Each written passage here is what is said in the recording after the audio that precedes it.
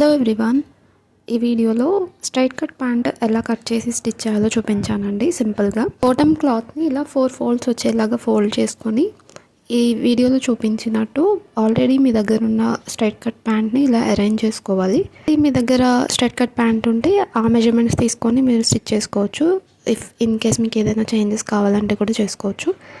But process అయితే ఇదే. First ఇలా కార్నర్స్కి అటు ఇటు స్టిచ్ చేసుకోవాలండి. చేసిన తర్వాత ఒక ఫోల్డింగ్ ఉంటుంది సెంటర్కి. ఆ ఫోల్డింగ్ మనం చేస్తే మనకి ప్యాంట్ షేప్ అయితే వచ్చేస్తుంది. సో ఇంతే, చాలా సింపుల్గా మనం స్ట్రైట్ కట్ ప్యాంట్ అయితే స్టిచ్ చేసుకోవచ్చు ఓన్లీ వీడియో చూసి. వితౌట్ ఎలాస్టిక్ నేను ఇది స్టిచ్ చేస్తున్నానండి. మీకు కావాలంటే ఎలాస్టిక్ కూడా యూస్ చేయొచ్చు. ఇది డ్రెస్ మెటీరియల్లో వచ్చిన ఫ్యాబ్రిక్. ఇది అంత స్ట్రాంగ్గా అయితే లేదు, అందుకని నేను ఇలా నాడాతో టై చేసుకునేలాగా స్టిచ్ చేస్తున్నాను.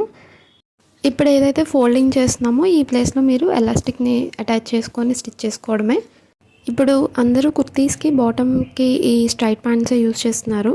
సో చాలా ఈజీగా ఈ ప్యాంట్స్ అయితే మనం స్టిచ్ చేసుకోవచ్చు, లేదా బయట అయినా స్టిచ్ చేయించుకోవచ్చు. ఇది స్టిచ్ చేయడానికి మనకి ఒక హాఫ్ అన్ అవర్ టైం కూడా పట్టదండి. చాలా ఈజీ చెప్పాలంటే. వేస్ట్ పార్ట్ స్టిచ్చింగ్ అయిపోయింది. ఇప్పుడు 1 ఇంచ్ మార్జిన్తో మనం లెగ్స్ పార్ట్ అది స్టిచ్ చేసుకోవాలి. ఫస్ట్ మార్కింగ్ చేసుకొని మనకి ఎంత విడ్త్ కావాలో చూసుకొని మార్క్ చేసుకోవాలి. రా సిల్క్ ఫ్యాబ్రిక్ అలాంటివి అయితే ఇక్కడ మీరు స్కాలప్ బార్డర్ లాగా స్టిచ్ చేసుకోవచ్చు. బట్ ఇది నార్మల్ కాటన్ ఫ్యాబ్రిక్ కాబట్టి నేను వితౌట్ లైనింగ్ యూజ్ చేస్తున్నాను. ఈ మార్కింగ్ ప్రకారం ఇప్పుడు ఇది కూడా మనం స్టిచ్ చేసేసుకుంటే మనకి ప్యాంట్ అయితే స్టిచ్చింగ్ కంప్లీట్ అయిపోతుంది.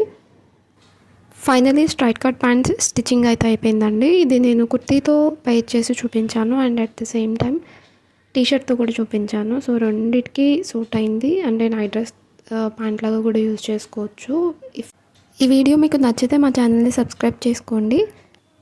ఇది డ్రెస్ మెటీరియల్లో వచ్చిన ఫ్యాబ్రిక్ కాబట్టి మీడియం సైజ్ వరకు అయితే సరిపోతుంది, లేదంటే 2.5 మీటర్స్ ఫ్యాబ్రిక్ అయితే తీసుకోవాలి. Thank you for watching.